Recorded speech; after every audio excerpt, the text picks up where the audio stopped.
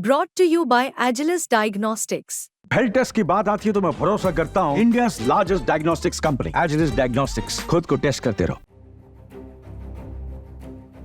इतना जल्दी मरने वाला नहीं हूँ। जब तक मोदी को नहीं हटाएंगे तब तक मैं जिंदा ही रहूंगा। कांग्रेस अध्यक्ष मल्लिकार्जुन खड़गे ने जब से जम्मू कश्मीर में ये बयान दिया तब से राजनीतिक गलियारों में माहौल गर्म है, साथ में वार पलटवार का दौर भी जारी। खड़गे ने जो बयान दिया उस पर केंद्रीय गृह मंत्री अमित शाह ने सोशल मीडिया प्लेटफॉर्म एक्स पर ट्वीट किया और लिखा कि खड़गे की टिप्पणी यह दिखाती है कि कांग्रेस के मन में प्रधानमंत्री नरेंद्र मोदी के लिए कितनी नफरत और डर है।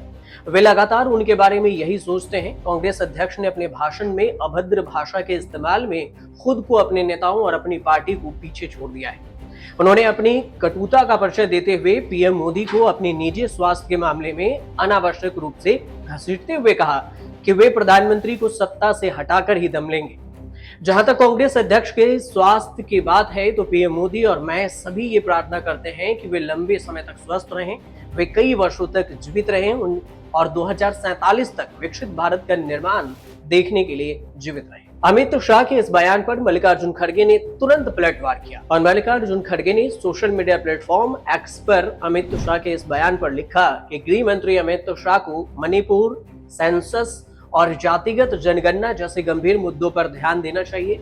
आपकी सरकार का ही सर्वे कहता है कि शहरी सीवरों, सेफ्टी टैंकों की सफाई करने वाले 92% मजदूरों SC, ST, OBC वर्गों से आते हैं। बीजेपी जातिगत जनगणना के विरोध में इसलिए है क्योंकि तब तक पता चल जाएगा कि SC, ST, OBC, EWS के सभी वर्ग कौन कौन से कार्यों में लगे हुए हैं, उनकी आर्थिक और सामाजिक स्थिति क्या है, उनको इस तरह की सरकारी योजनाओं का टारगेटेड लाभ मिलना चाहिए।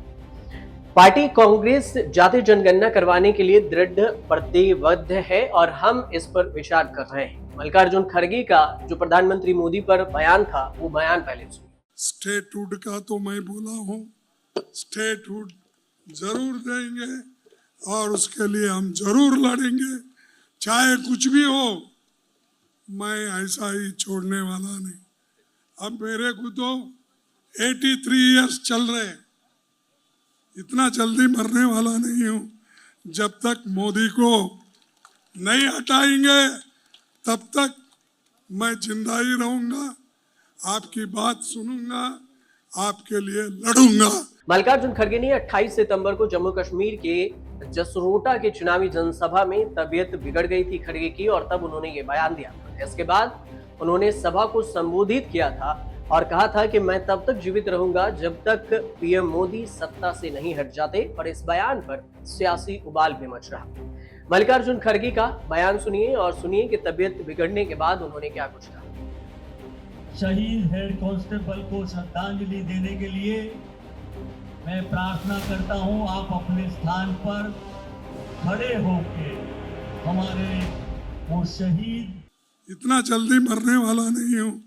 जब तक मोदी को नहीं हटाएंगे तब तक मैं जिंदा ही रहूंगा, आपकी बात सुनूंगा, आपके लिए लड़ूंगा। हालांकि तबीयत बिगड़ने की कुछ देर आराम करने के बाद उन्होंने फिर से रैली को संबोधित किया। वहीं खड़गे की तबीयत बिगड़ने की जानकारी मिलने पर प्रधानमंत्री नरेंद्र मोदी समेत दिग्गज नेताओं ने उनका हालचाल जाना, कांग्रेस अध्यक्ष को फोन किया और उनसे उनके स्वास्थ्य के बारे में जानकारी ली। लेकिन राजनीति गर्म हुई तो गिरिराज सिंह ने भी खड़गे पर पलटवार कर दिया। गिरिराज सिंह ने कहा कि मैं खड़गे साहब को कहना चाहता हूं कि नरेंद्र मोदी अभी 100 साल जीवित रहेंगे, तब तक राहुल गांधी बूढ़े हो जाएंगे। गिरिराज सिंह के बयान पर रणदीप सुरजेवाला ने पलटवार किया और कहा कि रणदीप सुरजेवाला और राहुल गांधी जैसे नेता अपना गोत्र बताते और फिर रहे, आज उन्हें हिंदू और ब्राह्मण नजर आ रहा है। हालांकि चिराग पासवान ने भी इस पर ट्वीट किया। देखिए, ये ओछी इनके राहुल गांधी के तरह दत्तात्रेय गोत्र बताने वाले लोग हैं ये, और जो मुसलमानों को कांग्रेस पार्टी रणदीप सुरजेवाला बताएं कि मुसलमानों के लिए प्राण देने के लिए तैयार हो जाते हैं। आज कहां से याद आ गया ब्राह्मण, हिंदू, ये वोट के खातिर ये किसी भी कीमत पर अपने चेहरे को बदल सकते हैं गिरगिट से जा। कहां गया बीजेपी का पूरा उत्तर प्रदेश का ब्राह्मण नेतृत्व? एक एक व्यक्ति से जाकर पूछ लीजिए, कानपुर पूछिए, बनारस पूछिए, लखनऊ पूछिए, मेरठ पूछिए, एक एक व्यक्ति को चुन चुनकर आदित्यनाथ ने मारा है। एक एक व्यक्ति को चुन चुनकर चिन्हित करके पंडित जी बीजेपी के लोगों ने नकारा है। एक एक व्यक्ति को चुन चुनकर उनके नेतृत्व को समाप्त किया है, क्योंकि सब जानते हैं कि नेतृत्व इस देश का सबसे बड़े प्रांत से आता है और वो उत्तर प्रदेश है। इसलिए अगर आदित्यनाथ को जिंदा रखना है तो ब्राह्मण समाज को मारना पड़ेगा।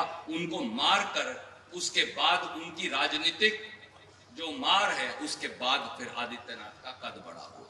ऐसा भी नहीं है कि पहली बार खरगे का मंच पर तबीयत बिगड़ा हो, इससे पहले भी एक दो बार ऐसा देखा गया है।